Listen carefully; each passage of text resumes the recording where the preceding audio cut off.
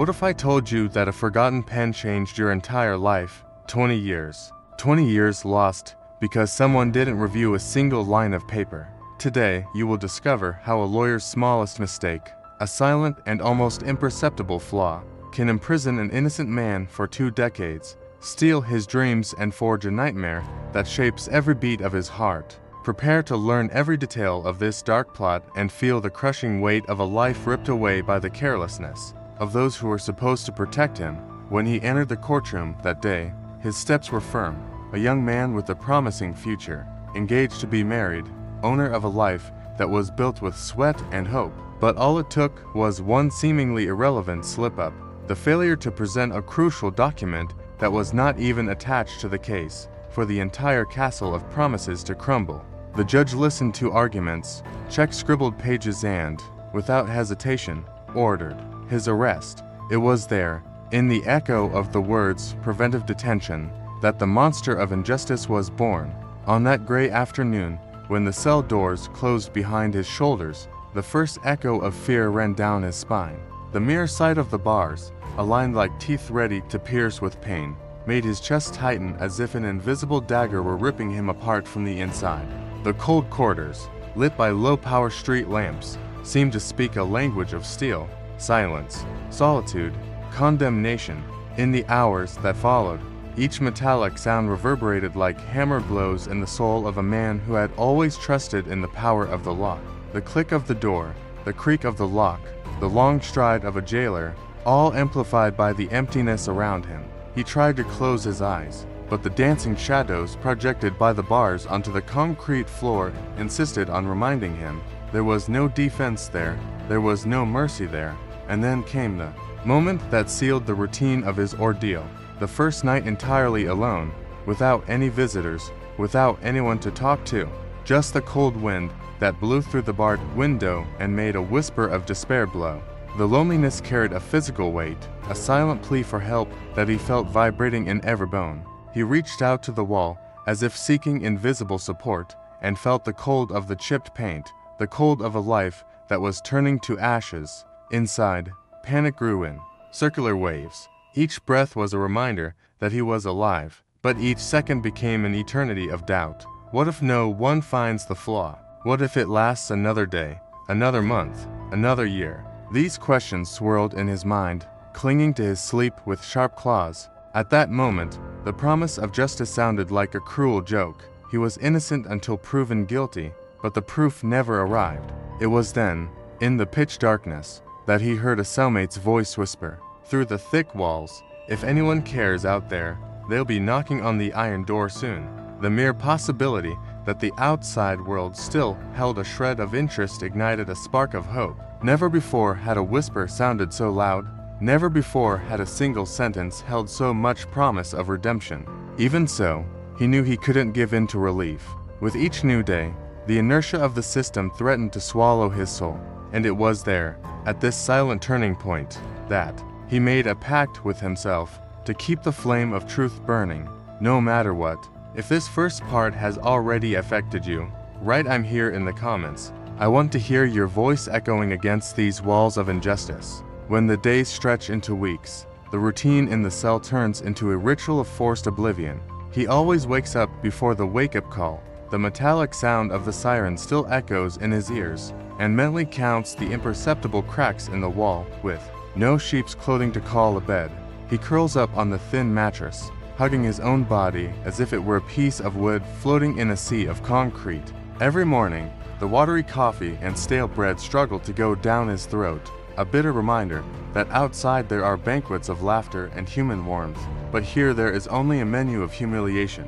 He chews without chewing the past of promises of freedom, of vows of love exchanged with his fiancée, who to this day does not understand how everything fell apart. The crumbs, scattered on the rusty table, often become targets for insects or the hungry gazes of companions who, like him, struggle to forget who they once were, but without success. Time in prison is a virus that corrodes the will to live. Every minute seems to dissolve memories, and he fears that the memory of the face of the daughter he never got to know will be lost in some dark cellar of his mind. To avoid this disappearance, he invents codes, He mentally recites the features of his loved ones and repeats the name of the street where he grew up. These mental exercises become the only lifeline against erasure, but they also function as invisible handcuffs that bind him to a life he tries to forget. In the large concrete courtyard, where prisoners are only released when shifts change, he walks aimlessly, listening to the creaking of the bars around him and feeling the weight of their gazes like lead. Each step is a reminder that the outside world only arrives there in the form of legends. They say that in the city, the sunlight is warm, say the old-timers. They say that you can eat real acai there. He writes these stories down in a dark corner of his mind, promises of a future that may never exist. And when night finally falls, bringing back the darkness of the cell, he faces the greatest challenge of all, looking at himself. The stainless steel mirror is scratched, but it still reflects sunken eyes that no longer recognize the youthful glow of before. In each scar, a tale of submission and survival. In each white hair, the weight of stolen years. Without choosing, he becomes the narrator of his own tragedy, whispering to the shadows, "I existed, but will anyone remember?" On one of these endless days, an unknown inmate arrives at his cell and whispers, almost imperceptibly, about a novice lawyer willing to reopen old cases. The mere mention of this name causes a visceral reaction. The hope, which they had thought dead, throbs again. It is as if, in the middle of the dead-end tunnel, a ray of light suddenly appears. He takes a deep breath and memorizes each syllable of the name, keeping it as if it were a password to freedom. Now, a restlessness grows in his chest, understanding that the greatest enemy is not the cell, but oblivion, the oblivion of the mistake, the oblivion of his voice and his face. And this spark of hope, although fragile, becomes enough for him to decide that he will never let injustice fall into the limbo of silence. If you feel this anguish of seeing a life erased by time and oblivion, type "I remember you" in the comments and help rekindle this hope. When the spark of hope ignites, he clings to it as if it were oxygen. In the silence of the cell, he mentally revisits each step of the process that condemned him.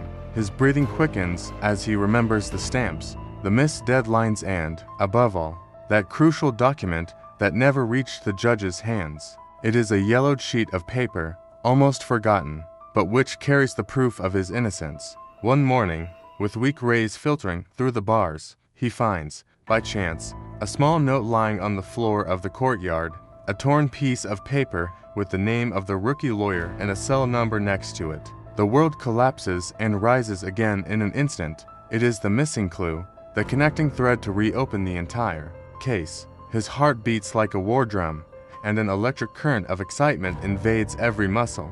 No longer just a victim, he feels called to act, but there is no easy way out. The note needs to reach the review committee, and every step to send it involves risk. The guards may confiscate it, his cellmates may betray him for crumbs, and yet, he reaches out and whispers to himself a silent promise, "It's my turn to speak up." In the hours that follow, he devises a plan, to use the communal shower time to slip the note to the lawyer present among the inmates. Every gesture is calculated, every look, a test. The clangs of half-opened doors sound like alarms in the back of his head. When the moment arrives, he passes the cardboard, the chill of adrenaline coursing through his body, and sees the lawyer's hand firmly closing the note. The silent anger after handing over the note, the emptiness returns like a treacherous tide. Days pass without news, and each distant sound of footsteps echoes like a silent verdict. Nothing happened. Anger builds in his chest, slow and sharp like a sheet of glass. He leans against the wall, nails digging into the cement, and lets the fury spread through each thought, but without losing control. In the darkness of the cell, he turns this anger into writing. He tears up toilet paper, makes ink with the graphite from the broken pencil, and begins to scribble words of protest. Mistake of justice. I will not be silent. I demand justice. Each letter is a punch in the silence, a silent scream that pierces the concrete. When a guard passes by, he hides the sheets under his mattress, knowing that if discovered, he will be punished, but also aware that this risk keeps the flame of rebellion alive. Every night, the ritual repeats itself. He mentally reviews the mistake, adjusts the handwriting, improves the message.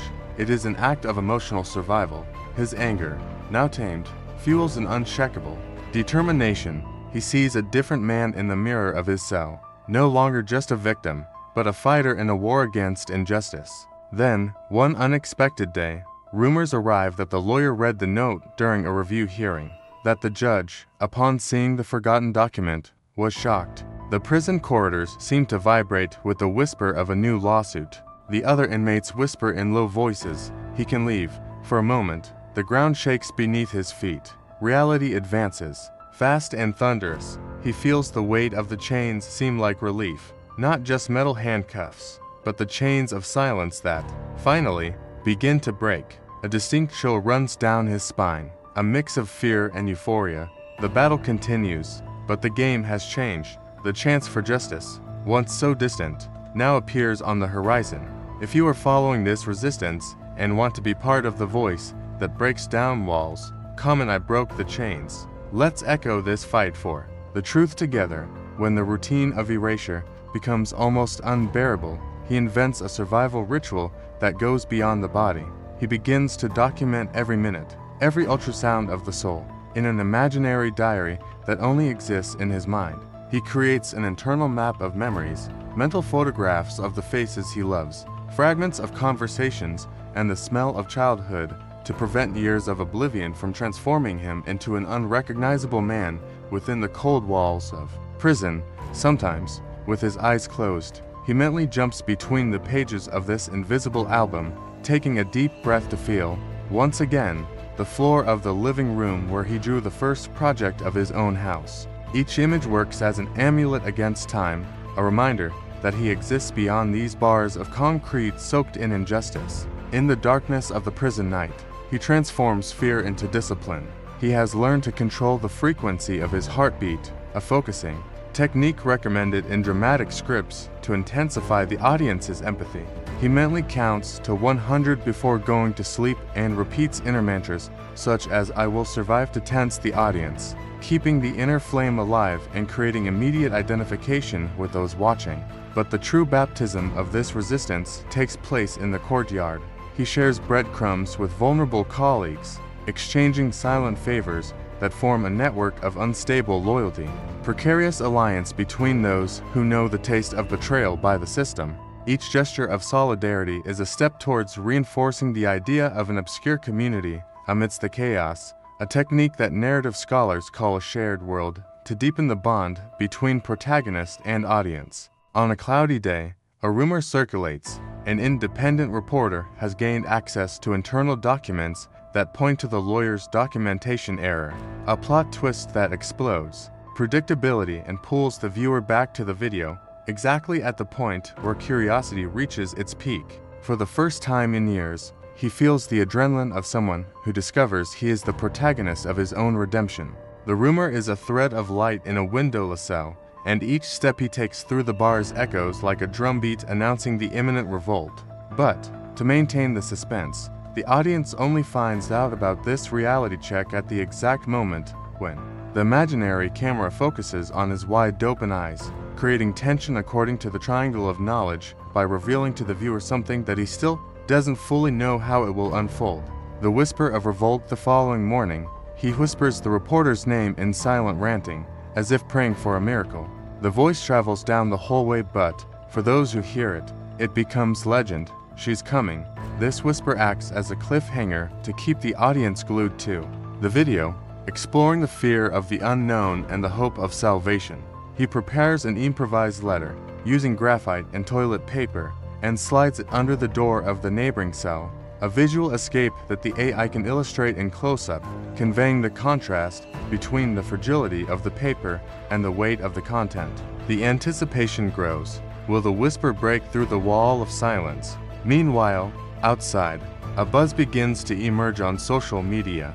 Anonymous hashtags call for truth now, and short videos mention 20 stolen years, a digital mobilization that reinforces the idea that the revolt is not just his, but of everyone who watches and decides not to remain silent. This transition from absolute darkness to a collective whisper ends Block 4 with the energy of someone who prepares the ground for the emotional crash that comes next. With the ritual of resistance and the whisper of revolt echoing through the prison corridors and the public's timelines. We now accelerate towards the climax of despair and the first staggering step towards freedom. Prepare to feel your heart race. The sun rises on the horizon like a cruel reflection, illuminating the courtyard where he now walks with staggering steps. 20 years have passed since that confident young man first entered the cold prison doors, and the man who temporarily leaves is not the same. Every muscle aches with old scars. Every breath carries the weight of sleepless nights and interrupted dreams. Still, he walks with his head held high, because, however fragile he may be, he has discovered within himself an unbreakable strength. As he reaches the exit gate, the sound of the chains being unlocked echoes like a symphony of redemption. For a moment, the shadows of the past try to pull him back, whispering that freedom is a lie. But he takes a deep breath and lets the fresh air invade his lungs, feeling for the first time in decades the genuine warmth of the sun on his face. Outside, cars rush by, people laugh and talk, as if life had gone on without him, as if his memories were just an old, dusty movie. The street where he grows up is almost unrecognizable. New buildings, shiny shops, horns that once suffocated him now become music. He hesitates before crossing the crosswalk, as if he were suspicious of every move. Each step on the asphalt awakens memories, the day of his arrest, the first night in the cell, the lost letter, the rumor that turned into hope. It seems surreal to think that all of this happened due to a simple mistake on the paper. At home, his heart races when the door opens and his eyes meet those of the man who never gave up, the fiancé who stayed by his side, now with gray hair and wrinkles of worrying. There are tears and long hugs, but also silent fears about how to resume a life interrupted. He feels the weight of reclaiming spaces, the room that was his refuge, now filled with memories, the city that was familiar, but now strange. On his way back to the lawyer's office, he spreads out the dossier with the evidence that has finally been gathered. Yellowed pages, faded stamps, late statements, everything there outlines the path that the courts must follow to repair the injustice. "I want more than an acquittal," he says in a firm voice. "I want to warn the world so that no one suffers what I suffered." In every word, the hunger for justice resonates. In the courtroom, the scene is dramatic.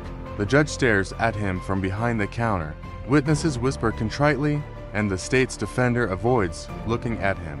When the gavel falls, there is a smattering of applause and tears of relief. Acquitted due to procedural error, the phrase echoes like thunder, but for him it is just the beginning of a new battle, that of rebuilding himself and protecting others from falling into the same trap. If this journey of destruction and rebirth touched you, leave a comment with "Risen from the ashes" and share it so that more people know the power of truth and the danger of carelessness that imprisons the innocent. The repercussions of the case went beyond the prison walls and shook the country, exposing the chronic lack of attention to procedural error that condemns innocent people and keeps them behind bars for decades. Since the acquittal, more than 3,400 people have been exonerated in the United States, often thanks to the review of neglected evidence, a reflection of the work of initiatives such as the Innocence Project, which documents judicial errors in 1 in 20 criminal cases. The impact of this story reverberated on social media, where hashtags such as #20 Stalin and #JusticeForAll gained traction. Short videos went viral, with clips of the moment the judge's gavel fell, generating instant mobilization and heated discussions about prison system reform. The public began to question not only the individual failure of a lawyer, but also the structure that overloads public defenders with thousands of cases and impossible deadlines. At law conferences and criminal justice forums, the case was cited as a warning.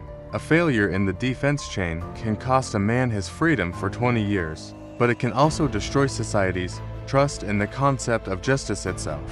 Experts point out that poor performance by lawyers results in innocent people confessing to crimes they did not commit and convictions based on flawed testimony, a situation present in more than 60% of the exonerated people studied by the Innocence Project. The state where the case occurred passed an amendment to automatically review convictions when essential documents are missing from the case file, a measure inspired by recommendations from federal bills that aim to strengthen the right to due process. In addition, some universities have launched legal clinics to review old cases, following the British model that, despite challenges, helped exonerate names like Dwayne George and Gareth Jones. For the ex-convict community, the story offered hope.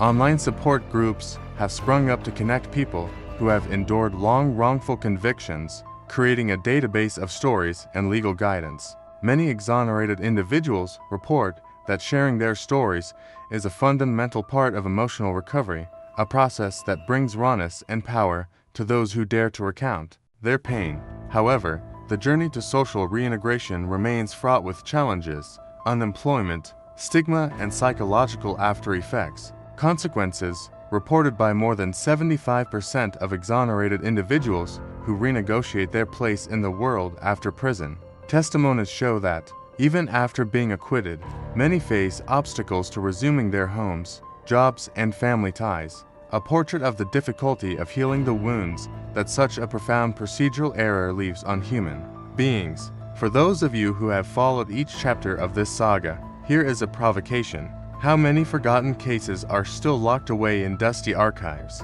How many lives remain on hold due to material failures or professional negligence? The fight for true justice requires constant vigilance and engagement from all of us. If this story has awakened in you the urgency to change the system, leave an "I support the reform" in the comments and share this video with friends. Your voice could be the next crack that breaks the gears of injustice.